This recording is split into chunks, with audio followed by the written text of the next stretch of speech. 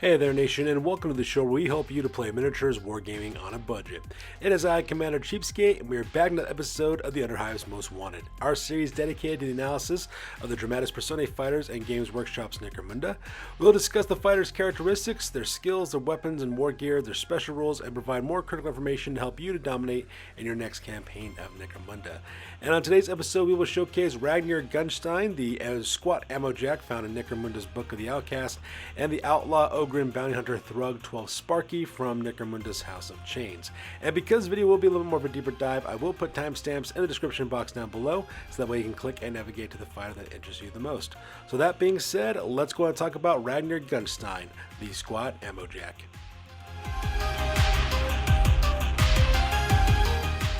So let's talk about Ragnir Gunnstein. The squat ammo jack is going to cost you 100 credits. He's got a characteristic of 3-inch movement, 4+ weapon skill, 3+ ballistic skill, 3 strength and 4 toughness, 5+ for initiative, 1 attack, 9 leadership, 7 cool, 6 wild power, as well as 7 intelligence.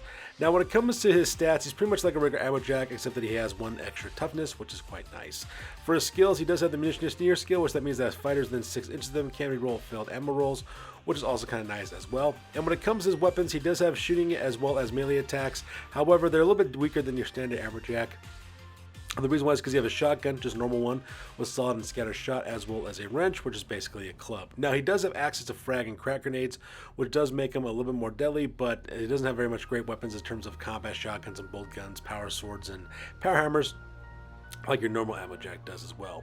Now he does have the ammo jack special rule, which basically means you can reroll any failed ammo tests if the result before modifier is equal to or lower than the amount of ammo jacks. Does not have to take part in the battle for the bonus to apply, but must be available, which means he's not in recovery or he's captured, etc. So he does have that special rule as well. At the same time, he does have light carapace armor, which gives him a 4-up armor save, which is quite nice, as well as a respirator, makes it a little bit more survivable against gas, toxins, as well as environmental effects.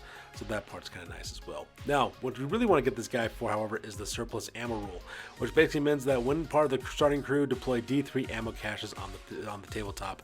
And this is actually excellent for games with high ammo roll weapons, such as bolters, for example, or weapons that have the scarcity trait. That way, if you do run out of ammunition, all you gotta do is go to one of these ammo caches, and you get to get more ammo for your fighters. And that's the real reason why you take this fighter as well. Plus, he's also got the part of the crew special rule, which means you can treat it as a regular fighter for crew selection.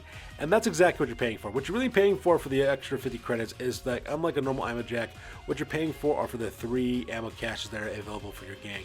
And considering that each ammo cache would cost 60 credits a pop, which means to pay 180 credits for that as well, this character actually makes it much cheaper just by recruiting Ragnir Gunnstein for 100 credits as opposed to buying 3 ammo caches of 180 as well.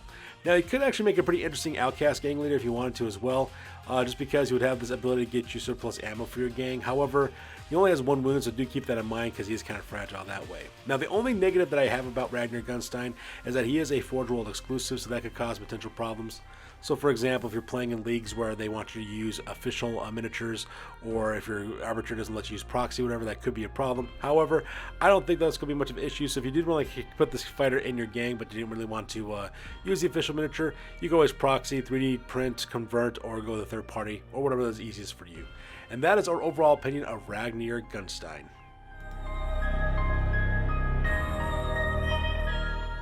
Alright, up next is THRUG 12 Sparky. He is a slave Ogryn outlaw bounty hunter. He costs 320 credits, so let's talk about his characteristics. He's got a 5-inch movement characteristic with 2+ weapon skill, 5+ ballistic skill, 5 strength and toughness, which are awesome, 3 wounds as well as 3+ for initiative, quite spry for a Ogryn. He's also got 3 attacks base with 7+ leadership, 5+ cool, 7+ willpower, as well as 6+ intelligence. He's got better than average Ogryn physical stats and better than average psychology stats for Ogryn, which is kind of nice. He's kind of like the alpha Ogryn, if you will, when it comes to his actual stats.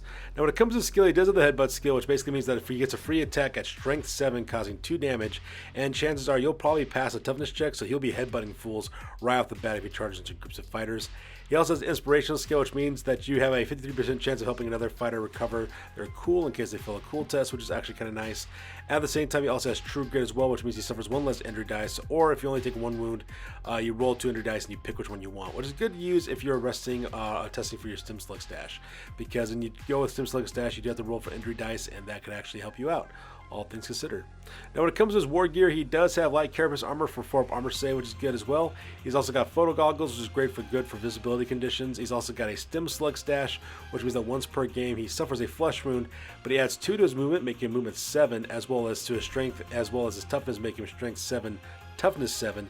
You do have a 1/6 chance of being injured, so I would actually recommend using this as a last resort. Like maybe you're down to your last wound, and that's why you're going to use the stim slug stash, because you want to get some destruction going on. Now when it comes to his weapons, he does have a last cutter, which gives you a 2-inch versatile attack, and with +1 hit, which is kind of nice. It'll be resolved at strength 9 with minus 3 AP and 2 damage. But it does have an ammo roll with the scarce trait, so you might run out of ammo for your weapons, so do keep that in mind when you're using the last cutter. It'd be really good to use against things like vehicles, for example. It'd be really good for that. He does have an augmatic fist for his weapons as well, which means that he's got a strength 6 attack with minus 1 AP and 2 damage. He's got knockback, and you also have a maul, which is not bad because it's also a strength 5 with 2 damage melee weapon. And it's a nice thing just in case the last cutter runs out of ammo, or if you want to take on a soft target like another human being, you can use your maul and your augmatic fist while keeping your last cutter for something much more bigger or something with better armor save. So that part's kind of nice as well. Now he does have the bounty hunter special rule, so that is something you do have to worry about, which means you could leave your service at any time if you happen to do really well for capturing your bounties. He's also freed slave ogre, which means you can only be recruited by slave ogrins as well as House Goliath gang, so do keep that in mind. He does have the 1 group activation, but that's only if he's hired by a slave ogre gang, so that's something you do have to keep in mind for that one as well. Now he does suffer the runaway skill, which special rule, which means that if he gets captured, your enemy earns D6 times 10 credits, and he is an outlaw, which means you can only be taken by outlaw gangs. So do keep that in mind if you decide to go with them.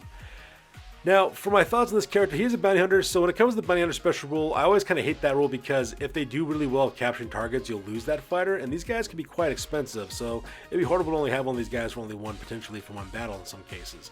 However, he can also only be crewed by slave ogrins as well as Goliath gang, so that part's kind of sad. But at 320 credits, he's actually quite good for what he can do. He's a beast in close combat, and in my opinion, he'd make an even better Outcast gang leader as well, just because the psychology stats alone will make a really cool Outcast leader too. I can see him leading a gang of outlaw bounty hunters, for example, which would be kind of cool. Another thing that's also nice about this miniature as well is that he is not a Forge World exclusive, so you can proxy, convert, or 3D print your own miniature, which makes this guy a much more attractive offer as well. I highly recommend this fighter. I mean, especially if you want to use him as an Outcast gang leader, I'm sure he would be amazing at close combat. He's got really good psychology stats, so that might be something you want to take in consideration when it comes to THRUG 12. So once again, when it comes to the Forge World exclusive miniatures, they're kind of like in a weird place because whether they're good or not to use in your gangs is up to basically interpretation, and the price that they actually cost you out of your pocketbook could be one of the reasons why a lot of people don't go with those guys. However, it depends on your arbitrator as well. Personally, when it comes to these kind of Dramatis Personae, I pretty much rule on the side of the cheapskate, which means that it's easier for you to convert, proxy, third party, or 3D print your miniatures. That's what I usually recommend. But if you want to get those really beautiful looking sculpts from Forge World, there is nothing wrong with that either. And then as always, whenever it comes to these Dramatis Personae, you can actually make these guys into Outcast gang leaders, and it can be quite interesting. It'd be kind of interesting to see Ragnir being used as an Outcast gang leader, maybe like he's a gang of Outcast ammo jockeys or gun runners or something like that, and using THRUG 12 to be a Outcast leader would be really cool to see that on the tabletop as well. So there you guys have it. These are our overall opinions of Ragnir Gunnstein as well as THRUG 12 Sparky. As always, please feel free to like, comment, and or subscribe. You guys' input is invaluable to us as always. Also check us out on Facebook, Instagram, as well as blog.com for all of these greatest hobby news related to this channel. That's good to this, you guys. We'll catch you guys next one. Peace out and stay classy.